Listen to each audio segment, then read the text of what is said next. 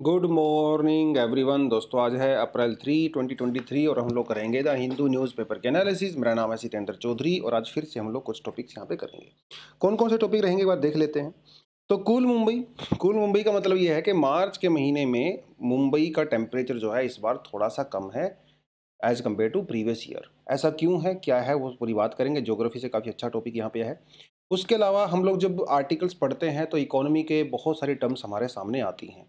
तो आज ऐसे ही कुछ इकोनॉमिक टर्म्स को मैं एक्सप्लेन करने वाला हूँ, जैसे टैरिफ बैरियर क्या होता है, नॉन टैरिफ बैरियर क्या होता है, anti dumping duty, countervailing duty, MSMEs का क्या क्राइटेरिया होता है। वो सब हम लोग यहाँ पे कवर करने वाले हैं। एक्चुअली आर्टिकल एक ही है लेकिन इसके अंदर टर्म्स बहुत ज़्यादा दी गई हैं। तो काफ़ी अच्छा आर्टिकल लगा मुझे, मज़ा आया इसको करने में।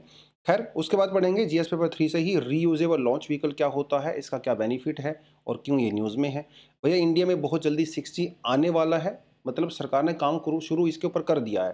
तो वो क्या है पूरा मामला, सेम सेक्स मैरिज को लेकर आर्टिकल करेंगे। पहले भी इसके बारे में हम लोग बात कर चुके हैं लेकिन आज थोड़ा सा रिवीजन करेंगे क्योंकि अच्छा डिसेंट सा आर्टिकल लगा मुझे। ठीक है चलिए जी। पहला topic, why was the month of March in Mumbai relatively cooler. क्यों है वही ठंडा। ठीक है देखिए क्या कहता है। कहता है भैया मार्च का महीना मुंबई में कूल है और ड्राई है। जब टेम्परेचर हाई होता है, ठीक है, तो मॉइस्चर कंटेंट भी हाई होता है, राइट। जब टेम्परेचर कम होता है यानी कि जब ठंडी होती है तो मॉइस्चर कंटेंट भी कम होता है और हमारी एयर ड्राई होती है, राइट। क्योंकि टेम्परेचर ज़्यादा होगा तो यार इवेपोरेशन ज़्यादा होगा, उसकी वजह से एयर के अंदर मॉइस्चर ज़्यादा होगा। क्योंकि जो हवा गर्म होती है उसके अंदर मॉइस्चर कैप्चर करने की कैपेसिटी ज़्यादा होती है। तो ये रीज़न है। तो मुंबई में मार्च का जो टेम्परेचर है वो थोड़ा सा कम रहा, जिसकी वजह से वहाँ की जो एयर है वो कंपेरेटिवली ड्राई रही। अदरवाइज क्या होता है, अदरवाइज भाई जो मार्च अप्रैल मई का महीना होता है मुंबई में ये बहुत खतरनाक होता है यार। बहुत गर्मी पड़ती है, ह्यूमिडिटी बहुत ज़्यादा होती है। फिर कहीं जाके जून के महीने में आपको आराम मिलता है क्योंकि जून के महीने में मानसून शुरू हो जाता है। मैं अच्छे से एक्सप्लेन कर सकता मतलब, क्योंकि मैं मुंबई में रहा हूँ उस टाइम पे। और यार बहुत बहुत एकदम ह्यूमिडिटी वाली गर्मी पड़ती है। आप घर से नहा धो के तैयार होके घर से बाहर निकलिए, 10 मिनट वॉकिंग करिए, 10 मिनट में आपका जो पूरा शर्ट है वो गीला हो जाता है, इतना पसीना आता है क्योंकि ह्यूमिडिटी बहुत ज़्यादा है। इस बार थोड़ा सा मुंबई वालों को आराम मिला है क्योंकि वो थोड़ा सा कूल है और ड्राई है। इसका मेन रीज़न क्या है वो आपको मैं बताता चलता हूँ। देखिए ये है इधर मिडल ईस्ट, ठीक है। आप इसे मिडल ईस्ट बोल सकते हो, अमेरिका वाले जो है इसको वेस्ट एशिया बोलते हैं। हम लोग जो है वो उसको मिडल ईस्ट बोलते हैं, हम इसको वेस्ट एशिया बोलते हैं क्योंकि उनके हिसाब से तो ये ईस्ट की तरफ है, हमारे हिसाब से वेस्ट की तरफ है। देखिए यूजली क्या होता है, मार्च अप्रैल और मई के महीने में हवा ऐसे चलती है, ठीक है। विंड जो है वो इस तरह से चलती है इंडिया की तरफ। तो यहाँ पे है आपका आमची मुंबई। अब जब विंड ऐसे चलेगी तो पहली बात तो यहाँ से जो विंड चली वो गर्म है। तो ये जब विंड यहाँ से आती है तो it captures lot of moisture from the Red Sea, from the Persian Gulf, from the North Arabian Sea. तो उसके अंदर होता है मॉइस्चर और उसकी वजह से मुंबई में होती है गर्मी। लेकिन इस बार सिचुएशन थोड़ी सी उल्टी हो रही है जैसा कि इस आर्टिकल ने कहा है, ठीक है। कहता है कि भैया वेस्ट एशिया जो है वो काफ़ी गर्म हो रहा है, ठीक है। West Asia has been warming more rapidly, rapidly मतलब fast, than other tropical land regions. The northern Arabian Sea has also been warming. सब कुछ गर्म हो रहा है, वेस्ट एशिया गर्म हो रहा है, नॉर्थ अरेबियन सी भी गर्म हो रहा है, जिसकी वजह से क्या है मॉइस्चर कंटेंट जो है वो यूजली ज़्यादा होता है। अब उसकी वजह से क्या हुआ, जो प्री मानसून सीजन में जो हीट वेव्स होती हैं यानी कि जो अप्रैल और मई के महीने में हीट वेव चलती हैं वो बहुत ज़्यादा इंटेंस हो गई हैं, पहले से ज़्यादा स्ट्रॉन्ग हो गई हैं। उनकी ड्यूरेशन भी इंक्रीज़ हो गई है और उनकी फ्रीक्वेंसी भी इंक्रीज़ हो गई है। परसों वाले आर्टिकल में हम लोगों ने किया था कि हीट वेव की वजह से इंडिया में कितने सारा जॉब लॉस होगा, डेथ वगैरह इंक्रीज हो सकती है, इंडिया की जीडीपी के ऊपर काफ़ी इम्पैक्ट पड़ेगा। उसका एक बहुत बड़ा रीज़न है कि मिडल ईस्ट और अरेबियन सी पहले से ज़्यादा गर्म हो रहे हैं, राइट। क्योंकि इसके लिए क्या है, ग्लोबल वार्मिंग जो है वो यहाँ पे रिस्पॉन्सिबल है। अब हुआ क्या, इस बार सिचुएशन थोड़ी सी अलग हो गई। सिचुएशन अलग ये हो गई कि ये वाला जो रीजन है, ये वाला जो आपको रीजन नज़र आ रहा है ऊपर की तरफ, यहाँ पे टेम्परेचर हो गया ज़्यादा, ठीक है। टेम्परेचर जब ज़्यादा हुआ तो यहाँ पे एक लो प्रेशर क्रिएट हो गया, low pressure, as compare to that यहाँ पे है थोड़ा सा हाई प्रेशर। विंड हमेशा हाई प्रेशर से लो प्रेशर की तरफ चलती है। आप अपना प्रेशर कुकर का एग्जांपल दे सकते हो। प्रेशर कुकर के अंदर हाई प्रेशर होता है, बाहर लो प्रेशर होता है, इसलिए सीटी बजती है और हवा अंदर से बाहर की तरफ चलती है। तो हुआ क्या इस बार कि हाई प्रेशर से लो प्रेशर की तरफ जो है विंड इस तरह से चलना शुरू हो गई। तो ये जो विंड ये चलती थी पहले नॉर्मल सिनेरियो में, वो थोड़ी सी वीक हो गई। मैं ये नहीं कह रहा हूं कि वो रुक गई है, नहीं, रुकी नहीं है, लेकिन पहले के कंपैरिजन में थोड़ी सी वीक हो गई है, क्योंकि यहां से क्या हुआ, कुछ ठंडी हवा जो है इस तरफ जाना शुरू हो गई। और जो ये पहले बहुत इंटेंस गर्म हुआ करती थी वो उतनी इंटेंस नहीं रही।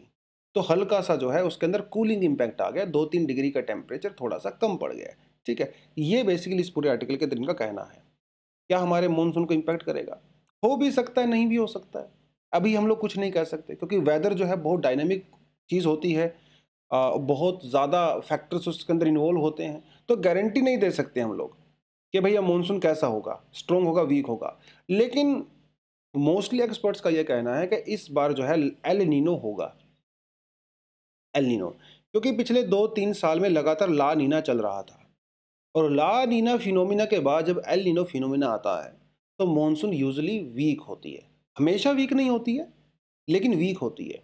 क्या एल नीनो की वजह से इंडिया में ड्रॉट आ सकता है? देखिए, 50% केसेस में ऐसा देखा गया है कि एल नीनो से इंडिया में ड्रॉट आता है। ओनली 50% केसेस में। क्या इस बार भी आएगा? We do not know. हाँ, ये कहता है, आर्टिकल कहता है कि देखो यहाँ पे दो चीज़ें एक साथ हो रही हैं। क्या हो रहा है? पहली चीज़ तो ये कि जो अरेबियन सी है वो गर्म हो रहा है। It is getting warmer day by day. Apart from that there is El Nino in the Pacific Ocean. जब अरेबियन सी गर्म होता है उसकी वजह से मॉनसून स्ट्रांग होता है। ऑब्वियस सी बात है भैया, जब वाटर गर्म होगा तो इवेपोरेशन ज़्यादा होगा, एयर के अंदर मॉइस्चर ज़्यादा होगा, मॉइस्चर ज़्यादा होगा तो रेनफॉल ज़्यादा होगा। अब एक तरफ है एल नीनो, दूसरी तरफ है वार्मर अरेबियन सी। ये कह रहा है कि भैया मैं मॉनसून को स्ट्रॉन्ग करूंगा, खासकर नॉर्थ वेस्ट इंडिया में। एल नीनो कह रहा है कि मैं स्ट्रॉन्ग उसको वीक करूंगा। तो दोनों के बीच में हो गई लड़ाई। तो इसका मतलब यह है कि they can cancel out each others impact. El Nino जो वीक कर रहा है उसको वार्मर अरेबियन सी से काउंटर किया जा सकता है। तो हो सकता है कि अपना मॉनसून जो है वो नॉर्मल भी रहे। That is also possibility. So we exactly do not know, क्योंकि इसके अंदर कोई एक चीज़ तो आप प्रिडिक्ट नहीं कर सकते हो। There are so many factors जो हमारी मानसून को इम्पैक्ट करते हैं। खाली एल नीनो तो नहीं है। There is Indian Ocean dipole, there is high pressure, low pressure, there are cyclones, there are jet stream, there is Tibet also. Like there are around 15 से 20 फैक्टर्स जो हमारी मानसून को इम्पैक्ट करते हैं। El Nino is one of them, La Nina is one of them, right. तो देखना रहेगा क्या रहेगा, बाकी तो इतना ही है इसके अंदर। चलिए, government to expand definition of the political risk under export guarantee scheme. ये ऐसा, मतलब कबीर के दोहे होते हैं ना, जिसको हम लोग कहते हैं कि सागर में गागर, है ना, गागर में सागर। मतलब छोटे से घड़े के अंदर आपने पूरे समंदर को भर दिया। छोटे से आर्टिकल के अंदर 2-3 लाइनों का दोहा होता है कबीर का, और उसके अंदर दुनिया भर के भैया ज्ञान होता है, दुनिया भर की फिलॉसफी होती है। ऐसा ही ये आज का आर्टिकल है। छोटा आर्टिकल है, ठीक है, वो शक्तिमान वाला था ना, छोटी मगर मोटी बातें, तो वैसा ही है। छोटा आर्टिकल है, लेकिन इसके अंदर कई सारी ऐसी टर्म्स का यूज़ किया गया है जो हम लोग आज क्लास में करेंगे। जैसे एक्सपोर्ट क्रेडिट गारंटी कॉरपोरेशन, इसके बारे में हम लोग जानेंगे। Apart from that, tariff barrier क्या होते हैं वो हम लोग जानेंगे। अपार्ट फ्रॉम दैट, डंपिंग क्या होती है, काउंटर वेलिंग ड्यूटी क्या होती है, एमएसएमईज उनका क्राइटेरिया क्या होता है। तो इस छोटे से आर्टिकल से हम लोग 4-5 चीज़ें यहाँ पे जानने वाले हैं। हाँ, आर्टिकल न्यूज़ में की है वो आपको मैं बता देता हूँ। देखिए, बात ऐसी है कि भाई मेरे ना एक अंकल हैं, और वो चाइना में मेटल एक्सपोर्ट करते हैं। ठीक है, अब क्योंकि एक्सपोर्ट करते हैं तो इससे तो सबको बेनिफिट होता है, क्योंकि जब आप एक्सपोर्ट करते हो तो आपको बदले में क्या मिलता है? Forex exchange reserve, foreign exchange मिलता है, डॉलर मिलता है भाई। और सरकार को तो डॉलर ही चाहिए। इसीलिए हमारी गवर्नमेंट एक्सपोर्ट को हमेशा प्रमोट करती है, ताकि इंडिया में डॉलर आए। तो मेरे अंकल को सरकार की तरफ से बहुत हेल्प मिलती है अगर वो मेटल चाइना के अंदर एक्सपोर्ट करते हैं तो। अंकल ने क्या किया, शिप के अंदर मेटल को भरा 100 टन टू 100 टन और चाइना के लिए रवाना कर दिया। अब वो पोर्ट से तो निकल गया लेकिन चाइना में अभी पहुंचा नहीं, क्योंकि चाइना पहुंचने में कम से कम 2 महीना लगेगा उसको ओशन के थ्रू जाने में। बीच में क्या हुआ, चाइना ने अपने वहां पे रूल्स चेंज कर दिए और उन्होंने इस शिपमेंट को एक्सेप्ट करने से मना कर दिया। तो अंकल तो का तो भैया डूब गया ना, ये तुमका तो बिजनेस खत्म, टाटा बाय बाय। ऐसा हो सकता है। ये भी हो सकता है कि चाइना में कोई वॉर हो गया हो और उन्होंने एक्सेप्ट करने से मना कर दिया हो, ये भी पॉसिबिलिटी है। कोई मिलिट्री कूप हो गया हो, ऐसा भी हो सकता है। चाइना में जो सामान मंगवा रहा है मेरे अंकल से, उसने पैसा देने से मना कर दिया ये भी पॉसिबिलिटी है कि जाओ मैं नहीं देता, जो करना है उखाड़ना उखाड़ लो। ऐसा होता है ना, बहुत बार लोग पैसा देने से मना कर देते हैं। अब उस केस में क्या होगा, गवर्नमेंट ये कहती है कि वो, क्योंकि हमारे अंकल जो है कि एक्सपोर्टर हैं, तो गवर्नमेंट उनके इंटरेस्ट को प्रोटेक्ट करेगी, ठीक है, और उनके एक्सपोर्ट को इंश्योरेंस देगी। अगर किसी खुदा ना खास्ता कुछ ऐसा हो जाता है तो उनको नुकसान नहीं होने देंगी, ठीक है। ये होता है, इसे कहते हैं हम लोग ECGC, ठीक है, ECGC। ECGC का मतलब देखिए यहाँ पे दिया हुआ है, इसका मतलब होता है एक्सपोर्ट क्रेडिट गारंटी कॉरपोरेशन। तो ये पूरी गवर्नमेंट की कॉरपोरेशन है जो एक्सपोर्टर्स को क्रेडिट गारंटी देती है कि भाई चिंता मत करो, हम आपको प्रोटेक्ट करेंगे, आप खुले में कदम आराम से चिल होके एक्सपोर्ट करिए। ये क्योंकि ये पॉलिटिकल रिस्क है, आपने गलती थोड़ी की है ना, ये पॉलिटिकल रिस्क है। तो सरकार ने क्या कहा है कि हम लोग पॉलिटिकल रिस्क की डेफिनेशन को और ज़्यादा एक्सपेंड करेंगे ताकि ज़्यादा से ज़्यादा एक्सपोर्टर को प्रोटेक्ट किया जा सके, इंडिया से ज़्यादा लोग जो है एक्सपोर्ट को और ज़्यादा करें। तो एक तो ये चीज़ हो गई। अब क्या हुआ, अब जैसे चाइना का एग्जांपल दिया हम लोगों ने, मैंने आपको कहा था ना टैक्स बढ़ा दिए, रूल चेंज कर दिए। तो ये जो चाइना कर क्या रहा है, चाइना बेसिकली बैरियर लगा रहा है ताकि इंडिया से सामान चाइना में ना जाए। और ये बैरियर दो तरह का होता है, ये टैरिफ बैरियर भी होता है और ये नॉन टैरिफ बैरियर भी होता है, ठीक है। बैरियर तो आप समझ ही गए होंगे, टैरिफ बैरियर मतलब tax barrier, non tariff barrier मतलब नॉन टैक्स बैरियर, ठीक है। अब वो कैसे काम करता है देखिए, ECGC का तो आपको मैंने वैसे तो बता ही दिया। एक पुरानी ऑर्गेनाइजेशन है, 1950s में इसको जो है बनाया गया था, बट उस समय इसका नाम जो है एक्सपोर्ट रिस्क इंश्योरेंस कॉर्पोरेशन हुआ करता था। अभी जो है इसका नाम जो है वो ECGC हम लोगों ने रख दिया है। इसका मेन मकसद है एक्सपोर्ट को प्रमोट करना और हमारे जो एक्सपोर्टर्स होते हैं उनको इंश्योरेंस प्रोवाइड करना, उनको प्रोटेक्शन देना। ECGC के अंदर जो मोस्टली जो पार्टिसिपेशन होता है वो हमारी माइक्रो स्मॉल और मीडियम एंटरप्राइजेस का होता है 97%, ठीक है। टैरिफ बैरियर क्या होता है, टैरिफ बैरियर होता है टैक्स, ठीक है, टैक्स लगाना, मतलब इंपोर्ट ड्यूटी, एक्सपोर्ट ड्यूटी, वो सब रहता है ना, custom duty and all that. अब इंडिया में मान लो पाकिस्तान से क्या आता है, मैंगो आ रहे हैं, मैंगो, ठीक है, मान लो हम चाहते हैं कि भाई पाकिस्तान से इंडिया में मैंगो ना आए, क्योंकि हो क्या रहा है, पाकिस्तान से इंडिया में जब इतने ज़्यादा मैंगो आ जाएंगे तो हमारे जो डोमेस्टिक मैंगो प्रोड्यूसर्स हैं उनको नुकसान होता है। तो हम लोग क्या करेंगे, इसके ऊपर टैक्स बढ़ा देते हैं, जैसे इंपोर्ट ड्यूटी आपने बढ़ा दिया। जब हम लोग टैक्स इंक्रीज करेंगे तो पाकिस्तान का मैंगो इंडिया में महंगा हो जाएगा और हमारे जो डोमेस्टिक मैंगो प्रोड्यूसर्स हैं वो सेफ हो जाएंगे। तो ये हम लोगों ने क्या लगाया, टैक्स के थ्रू बैरियर लगाया है, इसे कहते हैं tariff barrier, right. Tariff barrier के कई सारे एग्जांपल होते हैं, जैसे हमने यहाँ पे दिए हुए हैं, एंटी डंपिंग ड्यूटी और countervailing duty. Anti dumping duty का मतलब क्या होता है, अब आप चाइना पाकिस्तान को चाइना से रिप्लेस कर दो, चाइना से रिप्लेस कर दो। अब चाइना में कोई टॉय मेकिंग कंपनी है, मान लो XYZ टॉयज, ये कंपनी क्या करती है, अपने प्रोडक्ट को इतना सस्ता कर देती है, इतना सस्ता कर देती है और उसको इंडिया में डंप कर देती है, इंडिया की मार्केट में उसको बेच देती है, और वो इतना सस्ता होता है कि जिसकी वजह से हमारी जो डोमेस्टिक टॉय मेकिंग कंपनीज हैं वो बर्बाद हो जाती हैं। तो basically they are literally dumping their सामान in India so that Indian domestic market can be completely destroyed. अब तो डोमेस्टिक मार्केट को प्रोटेक्ट करने के लिए what Indian government can do, वो इसके ऊपर क्या लगाते हैं, एंटी डंपिंग ड्यूटी लगाते हैं ताकि ये सामान नहीं आए। तो उसके ऊपर क्या किया जाता है, 200%, 300%, 400% का ड्यूटी बढ़ा दिया जाता है। बेसिकली गवर्नमेंट उसको कह रही है कि भैया आप अपने देश में रहिए, आपका यहाँ पे बिल्कुल भी स्वागत नहीं है। एक होती है काउंटर वेलिंग ड्यूटी, जो भी यहाँ पे मैंने मेंशन किया हुआ है। काउंटर वेलिंग ड्यूटी में क्या होती है, जो गवर्नमेंट होती है, चाइनीज गवर्नमेंट सब्सिडी देती है प्रोडक्ट के ऊपर, सब्सिडी देने से वो सस्ता हो जाता है, ठीक है, और हमारे इंडियन जो डोमेस्टिक मार्केट है उससे कम्पीट करता है। तो उस केस में भी अपनी डोमेस्टिक मार्केट को, अपने डोमेस्टिक मैन्युफैक्चरर्स को प्रोटेक्ट करने के लिए इंडियन गवर्नमेंट जो है उसके ऊपर काउंटर वेलिंग ड्यूटी लगाती है, मतलब इंपोर्ट ड्यूटी वगैरह इंक्रीज कर सकती है, राइट। और ये सब आपका WTO के अंदर, रूल के अंदर ही होता है। तो that is countervailing duty and that is anti dumping. अपने पास एक आता है नॉन टैरिफ बैरियर, ठीक है। नॉन टैरिफ बैरियर में क्या होता है? नॉन टैरिफ बैरियर का मतलब ये होता है कि भैया जैसे पाकिस्तान से मैंगो आ रहे थे, ठीक है, तो एक तो तरीका है टैक्स बढ़ाने का, टैक्स बढ़ा दीजिए, महंगा हो जाएगा, उसकी डिमांड कम हो जाएगी। एक तरीका और होता है, हम ये कह रहे हैं पाकिस्तान को कि भाई आपके वहाँ से जो मैंगो पैक होके आ रहा है, ठीक है, जो मैंगो पैक होके आ रहा है, इंडिया के अंदर 22 ऑफिशियल लैंग्वेज हैं, तो आप उस पैकेजिंग के ऊपर हर इंडियन लैंग्वेज के अंदर मेंशन करिए।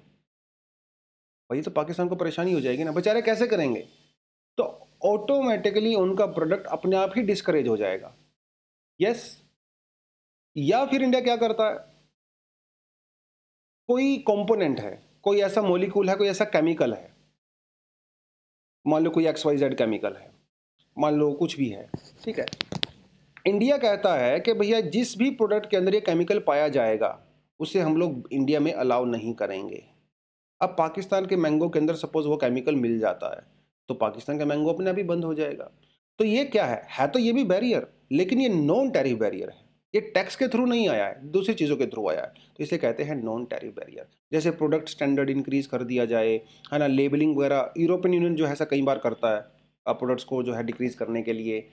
या फिर जो हेल्थ प्रोडक्ट्स होते हैं हमारे इंडिया के, स्पेशली क्योंकि इंडिया में काफ़ी फार्मास्यूटिकल इंडस्ट्री अच्छी खासी डेवलप है, तो वो लोग क्या करते हैं, इंडिया के फार्मास्यूटिकल दवाइयों को डिमांड को कम करने के लिए इस तरह की चीज़ें वो लोग करते रहते हैं। MSME से क्या होता है? MSME जो क्राइटेरिया होता है वो यहाँ पे दिया हुआ है, माइक्रो, स्मॉल और मीडियम। माइक्रो इंटरप्राइज कौन सी होती हैं? जिसके अंदर लगभग कम से कम 1 करोड़ का इन्वेस्टमेंट होता है और 5 करोड़ का टर्नओवर होता है। स्मॉल वो होती हैं जिसके अंदर 10 करोड़ का इन्वेस्टमेंट और 50 करोड़ का टर्नओवर। मीडियम जिसके अंदर 50 करोड़ का इन्वेस्टमेंट और 250 करोड़ का टर्नओवर होता है। ये आपको क्राइटेरिया याद करने रहते हैं क्योंकि प्रीलिम्स में यहाँ से सीधे सीधे क्वेश्चंस आते हैं। चलिए, 2 क्वेश्चन हम आप लोगों से पूछे थे मैंने परसों, अप्रैल फुल डे वाले दिन, तो दोनों का आंसर यहाँ पे है, 2 and 3 and 1 only, and these 2 questions were actually asked in the UPSC in 2016 and 2011। चलिए आगे बढ़ते हैं। ISRO's reusable launch vehicle landing test successful. तो भाई देखिए क्या है पूरा मामला, पहले थोड़ा सा आपको बैकग्राउंड दे देता हूँ तभी मजा आएगा। बैकग्राउंड ये है कि सपोज आपको कोई सैटेलाइट ऑर्बिट के अंदर सेटअप करना है, लो अर्थ ऑर्बिट या मीडियम जहाँ भी करना है। अब वो अपने आप तो नहीं जाएगा सैटेलाइट, उसको तो लेके जाना पड़ेगा। लेके कौन जाता है? Launch vehicle. लॉन्च व्हीकल उसको लेके जाता है ऊपर तक और जाके उसको ऑर्बिट में सेट कर देता है, और फिर ये लॉन्च व्हीकल जो है वो बेचारा नीचे आ जाता है, तो वो एयर के अंदर डिस्ट्रॉय हो जाता है या फिर समंदर वगैरह में कहीं गिर जाता है और डिस्ट्रॉय हो जाता है। मतलब आप इस लॉन्च व्हीकल को सिर्फ एक ही बार यूज़ कर सकते हो, उसके बाद ये खत्म हो जाता है, डिस्ट्रॉय हो जाता है। जो रीयूजेबल लॉन्च व्हीकल है वो बहुत ज़बरदस्त चीज़ है। वो ऊपर जाएगा ज़रूर और नीचे आएगा भी ज़रूर, लेकिन बिल्कुल सेफ कंडीशन में। मतलब नेक्स्ट टाइम अगर आपको कोई और सैटेलाइट लॉन्च करना है तो इसका सेम यूज़ कर सकते हो, बार बार इस व्हीकल का आप यूज़ कर सकते हो। तो आप इमेजिन कर सकते हो इससे कॉस्ट कितनी कम हो जाएगी, बहुत ज़्यादा कॉस्ट कम हो जाएगी। इसे कहते हैं रीयूजेबल लॉन्च व्हीकल। ऑलरेडी 2016 में यहाँ से क्वेश्चन आ चुका है एग्जाम में, क्योंकि 2016 में इंडिया ने पहली बार, इसरो ने रीयूजेबल लॉन्च व्हीकल की टेस्टिंग किया था। तो उसकी टेस्टिंग पिछले कई सालों से चल रही है। तो अब हम लोगों ने जो टेस्टिंग किया वो भी काफ़ी सक्सेसफुल रही है, ठीक है। तो एक्चुअली में पूरा मामला तो इतना ही है। दुनिया में पहली बार ऐसा हुआ है कि विंग्ड बॉडी ने जो है रीयूजेबल जो है वो रिविंग बॉडी में, तो जैसे हमारे जो प्लेन होते हैं ना, प्लेन के जो विंग्स लगे होते हैं, वो उसका मतलब है। क्या ये सिर्फ इसरो के पास टेक्नोलॉजी है? देखिए वैसे तो हम लोग भी टेस्टिंग कर ही रहे हैं, अभी कम से कम 8-10 साल इसको और लगेंगे अभी अच्छे से डेवलप होने में, बट ऐसा नहीं है। स्पेस एक्स के पास ये टेक्नोलॉजी है और वो कई सालों से इसको यूज़ भी कर रहे हैं, लेकिन वो विंग वाली टेक्नोलॉजी यूज़ नहीं कर रहे हैं, ठीक है। वो ग्लाइडिंग टेक्नोलॉजी यूज़ कर रहे हैं बेसिकली, ठीक है, ग्लाइडिंग टेक्नोलॉजी यूज़ कर रहे हैं। तो एक तो आपको थोड़ा सा ये पता होना चाहिए। तो ये जो सैटेलाइट वगैरह जो लॉन्च होते हैं वो कहाँ से होते हैं? सतीश धवन स्पेस सेंटर, श्रीहरिकोटा, आंध्र प्रदेश, ठीक है। आप इसकी लोकेशन यहाँ पे कम्प्लीटली देख सकते हो। ये रहा श्रीहरिकोटा, चेन्नई से थोड़ा ऊपर ही पड़ता है। अब आप एक चीज़ और ऑब्ज़र्व करोगे, दुनिया में जो भी स्पेस लॉन्च जो साइट्स हैं, वो आपको यूजुअली ईस्टर्न साइड में देखने को मिलती हैं, कॉन्टिनेंट्स के ईस्टर्न साइड में। उसका रीज़न क्या है? उसका रीज़न ये है कि हमारी जो अर्थ है वो वेस्ट टू ईस्ट रोटेट करती है अपने एक्सिस के ऊपर। तो जब अगर आप ईस्ट की साइड से व्हीकल को अगर आप लॉन्च करवाते हो, तो डेफिनेटली एक पुश मिलता है और एडवांटेज मिलता है आपको, राइट? एक तो ये रीज़न है। दूसरा रीज़न यहाँ पे सेफ्टी भी हो सकता है। अगर मान लो चेन्नई से आपने लॉन्च व्हीकल को लॉन्च किया और बाई चांस मान लो हवा में ख़राब हो गया, खुदा ना खास्ता ऐसा हो, तो कम से कम अगर वो गिरेगा तो बे ऑफ बंगाल के अंदर ही गिरेगा यार, सब सेफ रहेंगे। अगर बाई चांस आप उसको यहाँ से छोड़ते वेस्टर्न कोस्ट से और अगर वो ख़राब हो जाता तो चेन्नई के ऊपर गिर सकता था, रेजिडेंशियल एरियाज़ के ऊपर गिर सकता था। तो सेफ्टी भी यहाँ पे एक रीज़न है और हमारी फिजिक्स, हमारी जो ज्योग्राफी है, रोटेशन है, वो भी यहाँ पे एक रीज़न है। चलिए जी। The Bharat 6G vision document how India plans to lead telecommunication tech. तो 6G इंडिया में आ रहा है, तो स्वागत आपको सबको करना चाहिए। कितना जल्दी आएगा अभी इसमें हम लोग कुछ कह नहीं सकते, राइट? बट सरकार ने जो है प्लानिंग यहाँ पे शुरू कर दी है बेसिकली 6G की। 5G इससे पहले जो है हम लोगों ने लॉन्च किया था। हालांकि हमारे मोबाइल फ़ोन्स में अभी as such 5G like through cellular network नहीं आ रहा है बहुत जगह पे, मैक्सिमम जगह पे, इवन हर जगह पे। जो हम लोग घर में वाईफाई वगैरह लगवाते हैं, यस वो 5G अच्छे से काम कर रहा है। उससे पहले 4G था, उससे पहले 3G था, 2G था, 1G था। तो हर जनरेशन में क्या होता है, एडवांसमेंट आती है, आपकी स्पीड बेटर होती है, लेटेंसी कम होती है ना? हर चीज़ आप ज़्यादा डिवाइसेस कनेक्ट कर सकते हो, स्पीड बहुत ज़्यादा हो जाती है, डाउनलोडिंग स्पीड, अपलोडिंग स्पीड, वो सब चीज़ें यहाँ पे रहती हैं। तो बात ये है कि जब इंडिया में 5G प्रॉपर तरीके से इम्प्लीमेंट नहीं है, तो सरकार 6G के ऊपर काम क्यों करना शुरू कर दिया है? इसका सबसे बड़ा रीज़न ये है कि सरकार ने कई सारी चीज़ें, मतलब एक तीर से कई सारे शिकार सरकार यहाँ पे करना चाहती है। एक तो हमारे जो लोकल मैन्युफैक्चरर्स हैं, जो इंजीनियर्स हैं, ऑल दैट, उनको सरकार जो है यहाँ पे एनकरेज करना चाहती है कि आप 6G टेक्नोलॉजी पे काम करना शुरू कर दीजिए। दूसरी चीज़, सरकार ने क्या किया था, जब 5G लॉन्च हुआ था तो ऑलरेडी इंडिया में कई साल का डिले हो चुका था। साउथ कोरिया में, यूएसए में, जापान में 5G कई साल से यूज़ हो रहा था, तब जाके इंडिया के अंदर जो है 5G आया था। तो सरकार चाहती है कि जो डिले की गलती हम लोगों ने की थी, वो अभी ना हो, ठीक है? तो इसलिए हम लोगों ने एडवांस में ही करना शुरू कर दिया है। दूसरा रीज़न यहाँ पे फिजिक्स का है। फिजिक्स मतलब साइंटिफिक रीज़न है। आपको ये पता है कि जब एक जनरेशन से दूसरी जनरेशन में आप जाते हो, तो हर जनरेशन एडवांस होती है ना? भैया हम अपने पेरेंट्स से एडवांस थे, हमारे जो बच्चे होंगे वो हमसे भी एडवांस हैं। आजकल तो 3-4 साल के बच्चे इंस्टाग्राम और मोबाइल, यूट्यूब तो आप सोच लीजिए कि 8-10 महीने का बच्चा आजकल यूट्यूब चला रहा है, राइट? बिकॉज़ मेरी नीस हैं, मेरे नेफ्यूज़ हैं, वो इतने छोटे-छोटे हैं, वो यूट्यूब चलाते हैं भाई, उनको आइकन पे क्लिक करते हैं, वीडियोज़ देखते हैं। खैर, तो हर जनरेशन एडवांस होती है और हर जनरेशन जो है ज़्यादा ट्रैफ़िक को काउंटर कर सकती है, उसको सहन कर सकती है। 5G जो नेटवर्क इंडिया में इस समय 4G नेटवर्क इंडिया में चल रहा है, वो बहुत ज़्यादा कंजेस्टेड हो चुका है, क्योंकि इंटरनेट यूज़र्स बढ़ गए हैं। कंजेशन होने की वजह से उसकी स्पीड भी रिड्यूस हो गई है। तो सरकार चाहती है कि बहुत जल्दी हम लोग इस चीज़ के ऊपर भी काम करें। सरकार चाहती है कि जो एंटीनास वगैरह हैं वो सेटअप किए जाएँ, एक बहुत बड़ी जो बॉडी है वो भी बनाई जाएगी स्पेशल फॉर 6G। सरकार चाहती है कि इंडिया के हर जो इंसान को कम से कम 100 एमबीपीएस का जो है कोटा मिले, बैंडविड्थ मिले। क्योंकि इस समय जो इंडिया में जो बैंडविड्थ चल रही है वो बहुत ज़्यादा, इसके ऊपर ट्रैफिक बहुत ज़्यादा हो गया है, ठीक है? एक तो वो रीज़न यहाँ पे है।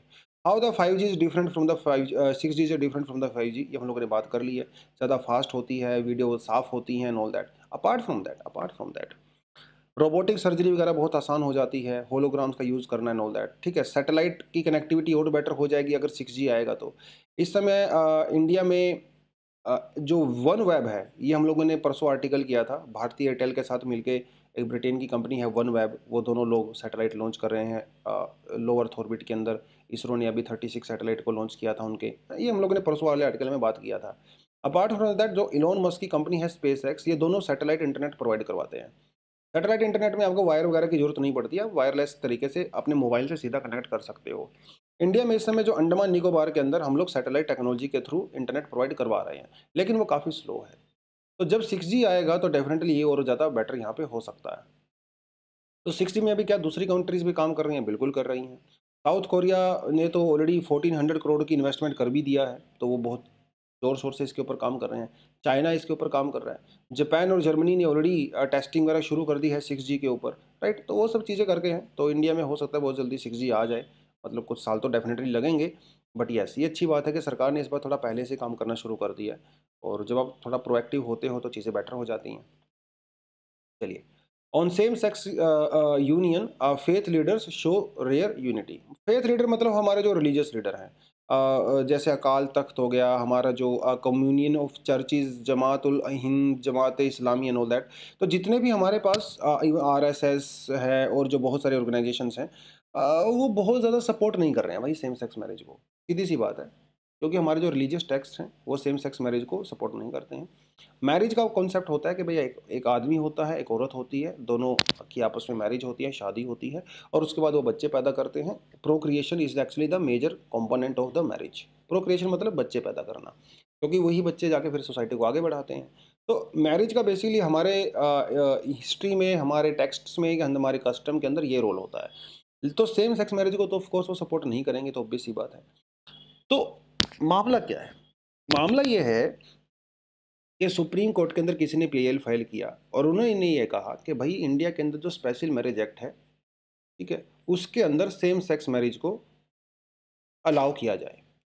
पर्सनल लॉ के अंदर नहीं। इंडिया में कई सारे ऐसे लॉज हैं, जैसे अपने पास हिंदू मैरिज एक्ट है, पारसी मैरिज डिवोर्स एक्ट है, Christian marriage divorce act, Muslim personal law.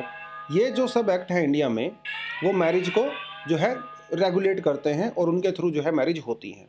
Apart from that हमारे पास है स्पेशल मैरिज एक्ट 1954, जो इंटर रिलीजियस मैरिजेस को की बात करता है। खास बात यह है कि जो स्पेशल मैरिज एक्ट है, इसके अंदर जेंडर न्यूट्रल लैंग्वेज का यूज़ किया गया है। मतलब मेल और फीमेल का यूज़ ऐसा इसके अंदर नहीं किया गया। बट इसका मतलब ये नहीं है कि वो सेम सेक्स मैरिज को अलाउ कर रहा है। पहली बात तो ये। तो सुप्रीम कोर्ट के अंदर PIL फाइल किया गया है, उसके अंदर क्या होगा वो बड़ी देखने वाली बात रहेगी। सुप्रीम कोर्ट ने पहले ही सेक्शन 377 को डीक्रिमिनलाइज कर दिया है, मतलब होमोसेक्सुअलिटी को इंडिया में डीक्रिमिनलाइज कर दिया है। उस समय क्या हुआ था, गवर्नमेंट ने सुप्रीम कोर्ट से अपील किया था कि साहब आप हमें गाइड करिए सेक्शन 377 वाले केस में। उस समय गवर्नमेंट खुद सुप्रीम कोर्ट को बोल रही थी। लेकिन सेम सेक्स मैरिज वाले केस में गवर्नमेंट सुप्रीम कोर्ट को क्या कह रही है कि भाई आप इस मामले से बाहर रहिए, सर ये पार्लियामेंट का मामला है, आप प्लीज़ इसके अंदर दखल अंदाजी मत दीजिए, क्योंकि ये हमारी सोसाइटी के जो सालों से, हज़ारों सालों से चीज़ें चली आ रही हैं, उसको चेंज कर देगा। अब वो कोर्ट उसमें क्या करेगा, क्या नहीं करेगा, ये थोड़ा आगे इंटरेस्टिंग चीज़ रहने वाली है। बट गवर्नमेंट का क्या आर्गूमेंट है सेम सेक्स मैरिज के अगेंस्ट में? गवर्नमेंट कहते हैं देखो भाई हमारे ट्रेडिशन के अगेंस्ट में है, हमारे ईथोस कल्चर उसके अगेंस्ट में है, ठीक है। तो marriage is a sacrosanct between biological male and biological female to form a holy union to conceive children. एक बायोलॉजिकल मेल और बायोलॉजिकल फीमेल के बीच की यूनियन होती है, जिससे बच्चे पैदा होते हैं, सोसाइटी आगे बढ़ती है। ये सरकार का आर्गूमेंट है। इसका मतलब क्या ये है कि सरकार होमोफोबिक है? ऐसा तो नहीं है, क्योंकि आप ये चीज़ देख लीजिए कि जैसे आप ये समझ लीजिए कि जो लिव इन रिलेशनशिप है, ठीक है, लिव इन रिलेशनशिप को सुप्रीम कोर्ट ने अलाउ किया है, लेकिन आज भी लीगल तौर पे तो कानून चेंज हुआ नहीं है। तो legally live in relationship is not equal to marriage, but Supreme Court said that के लिव इन रिलेशनशिप में भी जो है काफ़ी अधिकार आपके सेव होते हैं। क्योंकि अब ऐसा तो नहीं है कि भैया सुप्रीम कोर्ट ने ये बोल दिया है कि लिव इन रिलेशनशिप जो है वो लीगल है, तो इंडिया में सारे जो यंग बॉयज़ एंड गर्ल्स हैं वो लिव इन रिलेशनशिप में रहने लग गए होंगे। ऐसा तो नहीं है। अब जो चीज़ें पहले चल रही थी वो अभी भी चल रही हैं। तो सुप्रीम अगर सेम सेक्स मैरिज को अलाउ कर भी देता है, इसका मतलब ये तो नहीं है कि सेम सेक्स मैरिज इंडिया में बहुत ओपनली सब कुछ हो जाएगा। तो एक तो इसका आर्गूमेंट ये दिया गया है। What about the legal argument? Legal argument ये कहता है the question of the same marriage has the potential to alter how we conceive a family. What do we mean by a family? Family का जो traditional concept है वो ये होता है कि एक आदमी होता है, एक औरत होती है, दोनों की शादी होती है, उनके बच्चे पैदा होते हैं। ये एक फैमिली का हमारा ट्रेडिशनल डेफिनेशन होती है। तो जो हमारी फैमिली की डेफिनेशन है वो पूरी तरह से चेंज हो जाएगी अगर सेम सेक्स मैरिज को अलाउ किया जाता है, और इसके काफ़ी ज़्यादा सोशल इम्प्लीकेशंस भी होंगे। Marriage in India are administered through the complex legal structure with religious genesis. हमारे यहाँ पे जितने भी पर्सनल लॉज हैं एंड ऑल दैट, तो भैया वो कहीं ना कहीं उसका रिलीजियस बैकग्राउंड तो ऑफ कोर्स है, तो उसके ऊपर तो डेफिनेटली इम्पैक्ट पड़ेगा ही। और रिलीजन को लेके हमारी सोसाइटी कितनी सेंसिटिव है, तो ये आपको बहुत अच्छे से पता है, right. Religion and the societal morality still conceptualizes intercourse as a procreative activity। आज भी हमारे मोस्टली जो धर्म है, हमारे जो सोसाइटी के अंदर नॉर्मल थिंकिंग है, उनका यही मानना है कि मैरिज का मतलब होता है प्रोक्रिएशन एक्टिविटी। मैरिज मतलब बच्चा पैदा करिए, मैरिज मतलब अपनी फैमिली को आगे बढ़ाइए। तो a marriage subsisting between couple unable to procreate. अच्छा, ये बड़ी इंटरेस्टिंग सी चीज़ है। हमारा जो हिंदू मैरिज एक्ट है, ठीक है, उसके अंदर सेक्शन 12 है। सेक्शन 12 ये कहता है, अगर हस्बैंड और वाइफ में से अगर उनमें से कोई एक पर्सन इम्पोर्टेंट है, मतलब वो बच्चे पैदा नहीं कर सकता, तो उस केस में उनकी शादी रद्द की जा सकती है। क्योंकि मैरिज का मतलब क्या है? बच्चे पैदा करना। अगर आप बच्चे पैदा नहीं कर पा रहे तो आप डिवोर्स ले सकते हो। लेकिन सेम सेक्स मैरिज वाले में तो दोनों ही बच्चे पैदा नहीं कर सकते, ऑब्वियस सी बात है। तो उस केस में क्या उसको लीगल मान लिया जाए? भाई, आप जो एग्जिस्टिंग लॉ है वो क्या कह रहा है? अगर दोनों में से एक इंपॉर्टेंट है तो मैरिज वॉइडेबल है, मतलब मैरिज को वॉइड डिक्लेयर किया जा सकता है। लेकिन सेम सेक्स मैरिज में तो ऑफ कोर्स बच्चा पैदा नहीं हो सकता, तो इट वुड बी वॉइडेबल। तो खाली सुप्रीम कोर्ट के डिसीजन से कुछ नहीं होने वाला है, बहुत सारे कानून चेंज करने पड़ेंगे विच आर वेरी कॉम्प्लेक्स, क्योंकि इसका इम्प्लीकेशन बहुत बड़ा है ना। तो इसीलिए जो है ये इसके थ्रू, पार्लियामेंट के थ्रू होना चाहिए। तो जैसे लिव इन रिलेशनशिप का मैंने आपको एग्जांपल दिया, ठीक है, वो सारी सारी चीज़ें जो है यहाँ पे आई हैं, राइट। तो much like live in relationship, the issue of the legal recognition of same sex marriage union too requires a broader debate. खाली सुप्रीम कोर्ट के 2 जज बैठ के, 4 जज बैठ के डिक्लेयर उसको कर देंगे तो दैट इज़ नॉट सफिशिएंट। इसमें सोसाइटी में, मीडिया में, न्यूज़पेपर्स में डिबेट होनी चाहिए, क्योंकि ये पूरी सोसाइटी के स्ट्रक्चर को चेंज कर सकता है। तो इसीलिए it should go through the parliament rather than judiciary, ऐसा इसका कहना है। इस समय यू कैन क्लियरली सी बहुत सारी कंट्रीज़ के अंदर सेम सेक्स मैरिज को अलाउ किया गया है। Australia, New Zealand, France, Wales, Malta, Australia, Germany, Austria, Taiwan, Ecuador, Costa Rica, ठीक है, कर दिया गया है। स्विट्जरलैंड के अंदर अभी रिसेंटली किया गया था, लास्ट टू लास्ट ईयर। तो खैर थोड़ा वो देख सकते हो। तो यही था आज का आर्टिकल। और क्वेश्चन जो है हम लोगों ने पूछे थे आपसे इकोनॉमी वाले सेक्शन से, बैलेंस ऑफ पेमेंट के बारे में, तो इसका भी आंसर जो है वो आपके सामने है। 1 and 3, 1 and 2 ओनली। कहता है कि भैया which of the following constitute capital account. Capital account के अंदर जो है आपका आता है 1, 2 and 4, foreign loans, foreign direct investment, और आपका आता है पोर्टफोलियो इन्वेस्टमेंट, ठीक है। तो ये थोड़ा सा आप इसको देख सकते हैं। चलिए जी, तो कुछ एडिशनल आर्टिकल भी हैं आपके पास, पढ़ना चाहो तो पढ़ सकते हो। तो बच्चों, आज के लिए इतना ही था। Thank you very much, all the best, जय हिंद।